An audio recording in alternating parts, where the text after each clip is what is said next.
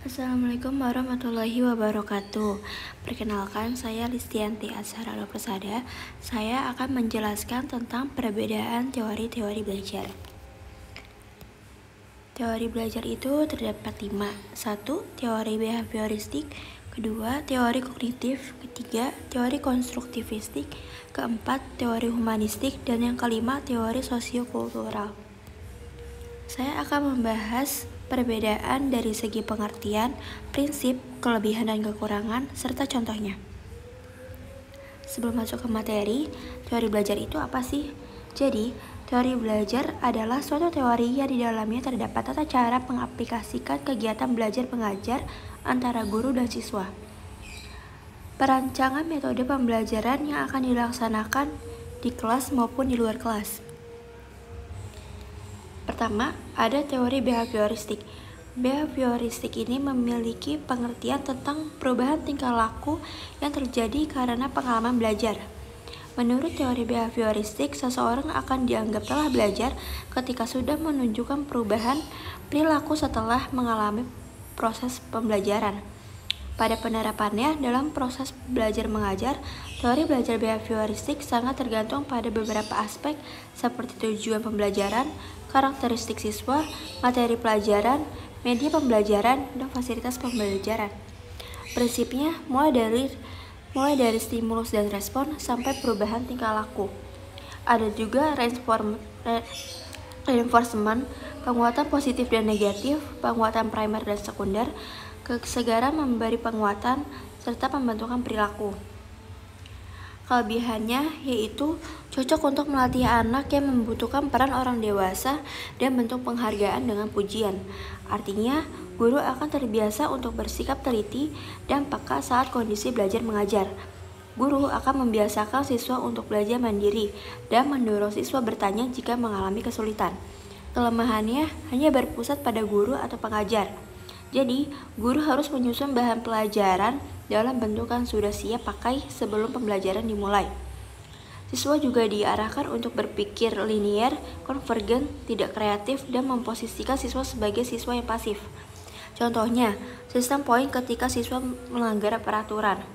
Sistem poin ketika siswa melakukan pelanggaran terhadap aturan-aturan di sekolah, menyajikan pembelajaran atau pelaksanaan, memberikan stimulus kepada peserta didik. Yang kedua, ada teori kognitif. Teori kognitif ini adalah bagaimana munculnya dan diperolehnya skemata atau skemata rencana manusia dalam mempersiapkan lingkungannya. Dalam tahapan-tahapan perkembangan manusia atau saat seseorang mendapatkan cara baru dalam memaknai informasi secara mental. Teori kognitif mempercayai bahwa perilaku seseorang dapat ditentukan oleh persepsi dan pemahamannya dalam melihat situasi yang berhubungan dengan tujuan proses belajar mengajar. Belajar itu dihasilkan dari proses persepsi kemudian membentuk hubungan antara pengalaman yang baru dan pengalaman yang sudah tersimpan di dalam dirinya. Prinsipnya bersifat sederhana, mengingat dan memahami. Peserta didik akan lebih mampu mengingat dan memahami sesuatu apabila pelajaran tersebut disusun berdasarkan pola dan logika tertentu. Penyusunan materi pelajaran harus dari yang bersifatnya sederhana ke materi yang bersifatnya yang lebih rumit. Belajar dengan memahami akan lebih baik dibanding menghafal tanpa pengertian. Kelebihannya itu, siswa dapat memecahkan masalah,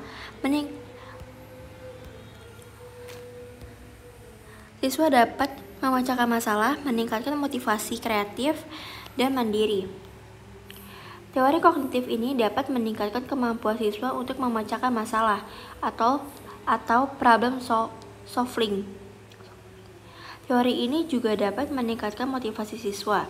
Teori kognitif ini juga dapat menjadikan siswa menjadi lebih kreatif dan mandiri. Kelemahannya tidak dapat untuk semua tingkat pendidikan. Teori belajar kognitif ini, keberhasilan sebuah pembelajaran tidak dapat diukur dengan hanya satu orang siswa saja. Teori ini sulit dipraktekkan, terutama pada usia lanjut. Contohnya, guru melibatkan peserta didik dalam kegiatan. Melibatkan siswa dalam berbagai kegiatan seperti memberikan waktu bagi mereka untuk bertanya, kesempatan untuk membuat kesalahan dan dan memperbaikinya berdasarkan serta merefleksikan diri agar dapat membantu mereka dalam memahami proses mental.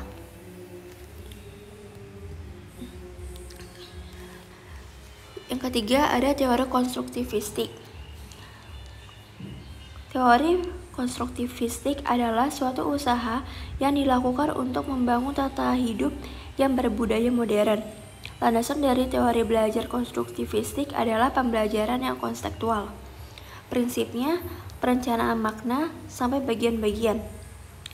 Atau bisa juga belajar merupakan pencarian makna. Oleh sebab itu, pelajaran harus dimulai dengan isu-isu yang mengakomodasi siswa untuk secara aktif dan konstruktur makna. Pemaknaan memerlukan pemahaman bahwa keseluruhan sama pentingnya seperti bagian-bagiannya, sedangkan bagian-bagian harus dipahami dalam konteks keseluruhan. Oleh karenanya, proses pembelajaran terfokus terutama pada konsep-konsep primer dan bukan kepada fakta-fakta yang terpisah. Kelebihannya itu, kuatnya daya ingat siswa sampai siswa mudah beradaptasi. Siswa dapat mengingat pelajaran yang sudah diajarkan karena mengikuti proses belajar mengajar secara langsung dan aktif.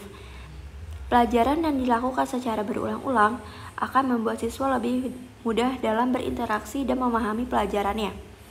Ketika proses mengajar dan belajar, siswa akan lebih mudah beradaptasi dengan lingkungannya dan mendapatkan pengetahuan baru. Misalnya, berinteraksi dengan teman-temannya dan guru. Kelemahannya adalah memerlukan banyak waktu dan sulit dimengerti. Teori ini memiliki ruang lingkup yang lebih luas sehingga terkadang susah dimengerti. Yang kedua, tugas guru menjadi kurang maksimal karena siswa diberi kebebasan lebih banyak. Contohnya, siswa diberikan bercerita tentang pengalamannya. Saat mengajar, sebaiknya guru memberikan kesempatan kepada siswa agar dapat mengeluarkan pendapat dengan bahasanya sendiri. Siswa diberikan kesempatan untuk menceritakan pengalamannya agar menjadi siswa yang lebih kreatif dan imajinatif.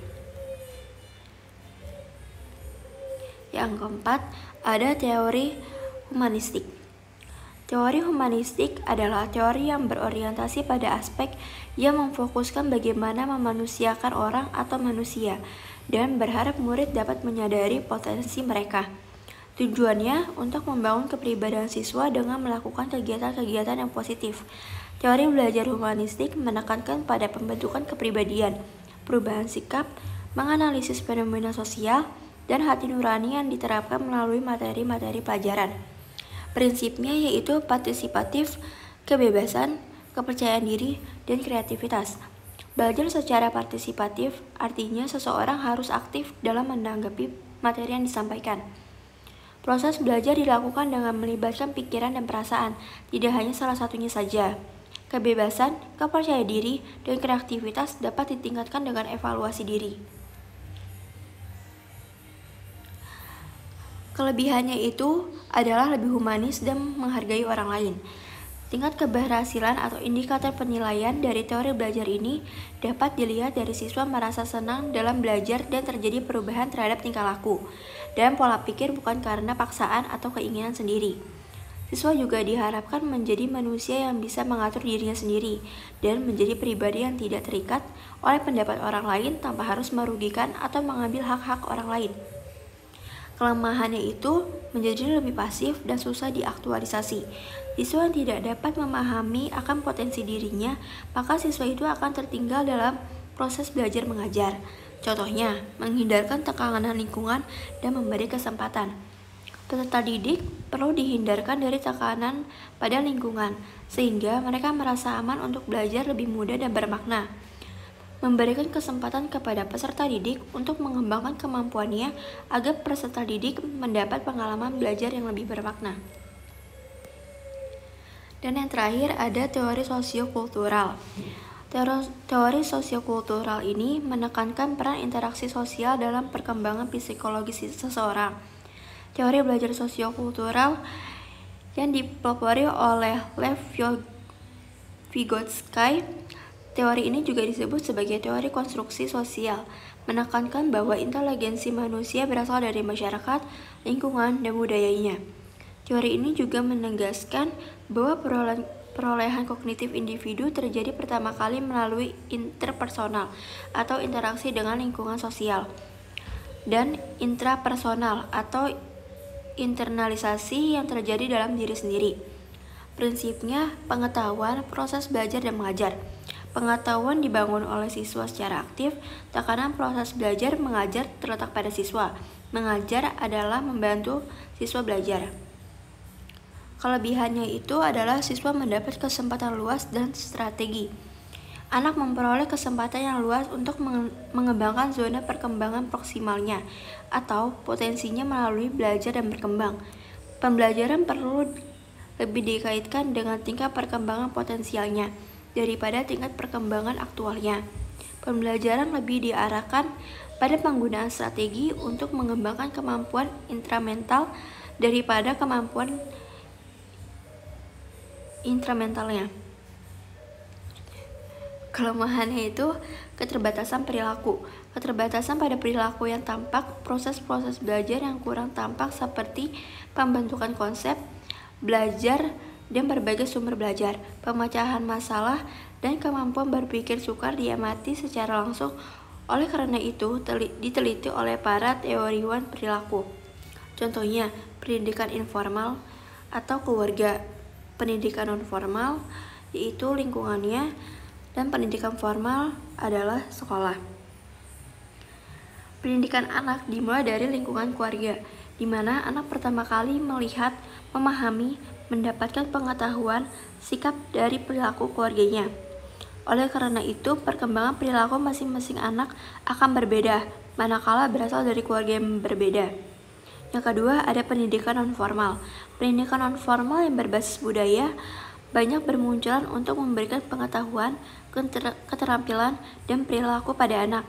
Misalnya, kursus membatik. Yang ketiga, ada pendidikan formal, yaitu aplikasi teori sosiokultural pada pendidikan formal dapat dilihat dari beberapa segi, yaitu 1. Kurikulum. Pendidikan di Indonesia memberikan pengetahuan, keterampilan, nilai, dan sikap kepada anak untuk mempelajari sosiokultural masyarakat Indonesia maupun masyarakat internasional melalui beberapa mata pelajaran. Yang kedua, ada siswa. Dalam pembelajaran KTSP, anak mengalami pembelajaran secara langsung ataupun melalui rekaman. Oleh karena itu, pengetahuan, keterampilan, nilai, dan sikap bukan sesuatu yang verbal, tetapi anak mengalami pembelajaran secara langsung. Yang ketiga, ada guru. Guru dalam pembelajaran lebih berperan sebagai fasilitator, mediator, motivator, evaluator, desainer pembelajaran, serta tutor. Sekian presentasi dari saya. Wassalamualaikum warahmatullahi wabarakatuh.